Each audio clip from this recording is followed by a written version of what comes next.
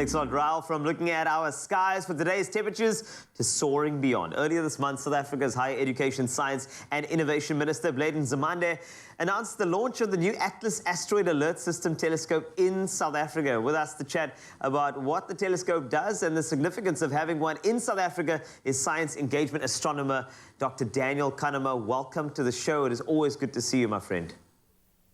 Good morning. Always good to be here. What's up? So, thank you. So the Atlas system currently has two telescopes in Hawaii covering the northern hemisphere, and the other southern telescope is in Alsos Observatory in Chile. Meanwhile, the new telescope is among a pair of telescopes under the same initiative to observe the southern skies. I think the big question is here, what does the Atlas telescope actually do, and why is it important in our monitoring of space? I mean, should we be alerted that we add another telescope because perhaps the threat of asteroids is a bit higher? What are your thoughts?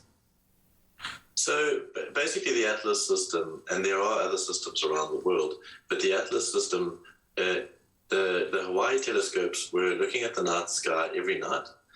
They image the entire sky a few times a night, and what they do is look to see if anything moved. So if anything moved across the sky, that's potentially an asteroid. Now we know about a lot of these asteroids already, so we can compare them with our database and see whether, we know the orbit. But every now and again, and probably every few days, we discover something new. And then we can try and very accurately determine its orbit and whether it's going to hit Earth. So most of the big asteroids above about 100 meters, we've already documented, and nothing is kind of on the short term gonna hit Earth. But between 10 meters and 100 meters, which can cause some damage, there are a lot of asteroids out there which we don't know about. So this Atlas system is designed to detect these asteroids between 2 days and 2 weeks before they hit Earth, and hopefully give us a short warning. Short warning, indeed, 2 weeks. I think I was freaked out by a movie called Don't Look Up quite recently, and hopefully that's not going to be the case over here. I'm sure you've seen it. But I feel like we need to ask as to why South Africa and Chile were selected as places to have the telescopes for monitoring the southern hemisphere skies. Yeah, so in Hawaii, they were looking at the northern hemisphere, and Hawaii is kind of the polar opposite to South Africa. So it can only look at nighttime. So half of the 24-hour period, half of the day, there was nothing looking for these things. And in particular, there's nothing in South Africa, so nothing really in the southern hemisphere. So we've got an entire patch of sky which has never been looked at for asteroids. So there's a lot down here which we don't necessarily know about, and that's a big blind spot if something is going to come in.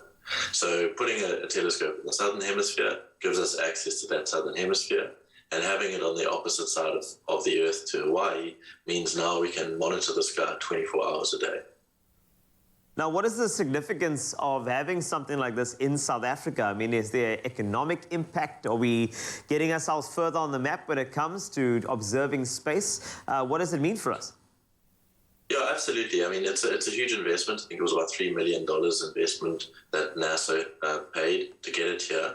And then it was built locally. So, our technicians built the dome and installed the telescope, as you've just seen.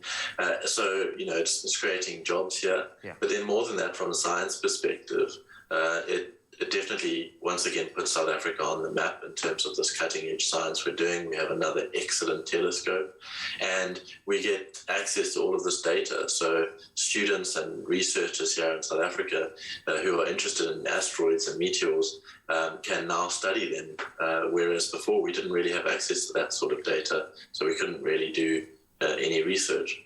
That is exciting stuff. Really it is, the Atlas being over here. And I mean, let's hope there's no events for us to worry about. But I wanted to steal you for another thing coming up, because there is some other space news. Tomorrow is Pluto Day, which celebrates the discovery of the former planet. In 2006, I believe, it was declared a dwarf planet. Can you explain what that is and why Pluto falls in that category, just to celebrate Pluto Day?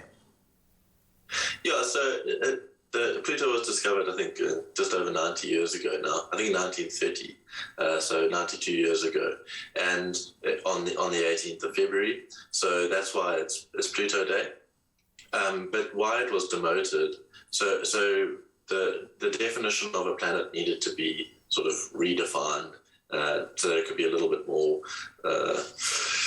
tightly controlled in terms of what's a planet and what's not. We were discovering other big bodies and sort of minor planets which were bigger than Pluto in our solar system. And then, there's a question, do we make all of those planets? Or so the decision was made that Pluto was not a planet, and all of these new ones were also not planets. They were called dwarf planets. So Pluto got demoted, much to the disgust of a lot of the public. Yeah. But I mean, it feels a little sad for the poor guy. But us scientists, we're heartless, and we need a line. Yep, I noticed so. But happy Pluto Day for what it is. And I think if you're a fan of Mickey Mouse or planets, I feel like it's still connected. So it's beautiful. But thank you so much once again, Dr. Daniel Cunnama, for giving us the update on Atlas and, of course, Pluto, and having such an important sort of impact on us over here. I think that it's fantastic that we have something new here to celebrate the skies like Atlas, and, of course, encourage some, more looking at space. And who knows, space exploration, in the future could go even deeper. But thanks a lot to Dr. Daniel Cunnama for giving us the update on that on your Feel Good Breakfast Show. He is always out of this world as we continue with entertainment just for you.